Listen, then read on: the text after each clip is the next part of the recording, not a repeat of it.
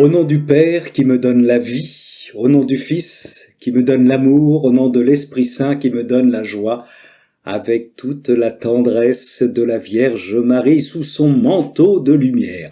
Sœurs et frères de la divine volonté, une 14e lettre de Louisa dans son petit bouquin bien chargé, c'est la lettre 41.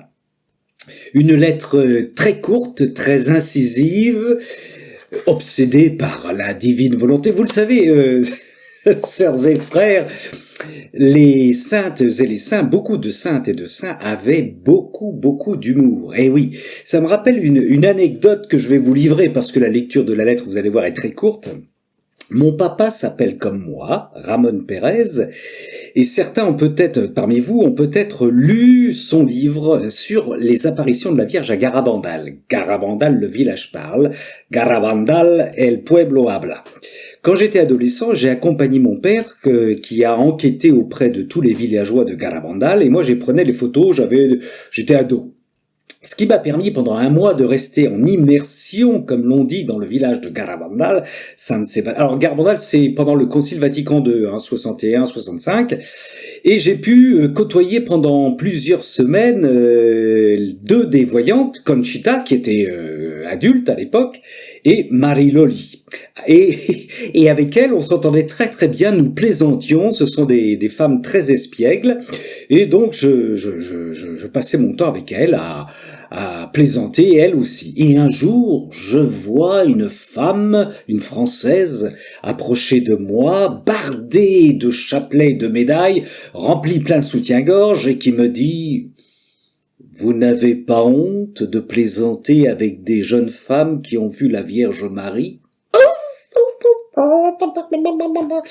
Voilà, quand on voit la Vierge Marie, on doit devenir psychorigide serré du sphincter. C'est pour vous dire que il faut de tout. Bon, cette femme est certainement maintenant dans les mains du Seigneur, décédée, et je l'embrasse tendrement. Venons-en à notre lettre de Louisa, qui est adressée, sœurs et frères, lisez le livre du ciel. Je vous le rappelle au passage, lisez, c'est l'essentiel. Lisez le livre du ciel afin d'être habité par la divine volonté.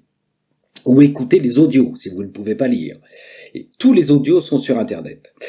C'est une lettre adressée à Madame Mazari de Bari, ma bonne fille dans la volition divine. J'ai reçu votre lettre par l'intermédiaire du confesseur. Tout d'abord, je dois vous remercier pour toutes les attentions que vous avez eues pour moi, la plus pauvre de toutes les créatures. Je ne les méritais certainement pas, c'est pourquoi... Et ça commence. Je prie Jésus de vous récompenser lui-même. Mais savez-vous quelle est la récompense que je demande au doux Jésus de vous donner? Mais vous le supposez vous-même, vous allez anticiper. C'est qu'il vous donne le grand don de la vie, de la divine volonté, afin qu'il ne reste de vous que le voile qui la recouvre. Saint Jean de la Croix, San Juan de la Cruz, disait qu'il y a juste un voile qui nous sépare de la présence divine. Il suffit de le déchirer. C'est qu'il vous donne le grand don de la vie, de la divine volonté. Luisa Picaretta est obsédée par la divine volonté puisqu'elle baigne dedans, puisqu'elle vit dedans, puisqu'elle respire dedans, puisqu'elle prie dedans, puisqu'elle sait qu'elle va éternellement dedans. Donc, divine volonté. Voilà, et devenons obsédés de la divinité. Vous savez, on a des amis chrétiens et chrétiennes qui sont très attristés de nous voir nous embarquer dans la divine volonté. Et quand on les croise, ils nous disent « T'es toujours dans la divine volonté ?» Alors, on répond « Oui, je suis toujours dans la divine volonté. » Ah bon, c'est l'heure de la messe, on y va. C'est comme ça. Bon, alors, c'est qu'il vous donne le grand don de la vie de la divine volonté, on ne se moque pas, afin qu'il ne vous reste de vous que le voile qui la recouvre. Et alors, écoutez, vous sentiriez en vous sa sainteté en votre pouvoir. Sentir la sainteté de Dieu en mon pouvoir. Et oui, Dieu n'arrête pas de dire dans le livre du ciel que tout ce qu'il nous donne nous appartient. C'est complètement fou. Toutes les qualités, les puissances divines nous appartiennent. Là, ça, il y a des gens qui ne peuvent pas comprendre. Sa lumière vous guidant en tout, sa paix qui sait faire fuir les peurs, les doutes et les perturbations. En somme, écoutez bien, vous sentiriez le ciel dans votre âme, la patrie céleste en votre possession, en votre possession. Par conséquent, poursuit-elle, courage, dans tout ce qui n'est pas volition divine, dans toutes les choses qui vous oppriment, dites, ce ne sont pas nos choses, elles ne nous appartiennent pas. Ce ne sont pas nos choses, elles ne nous appartiennent pas. Les députés qui actuellement sont en train de s'étriper sur tout et n'importe quoi, ce ne sont pas nos choses, elles ne nous appartiennent pas.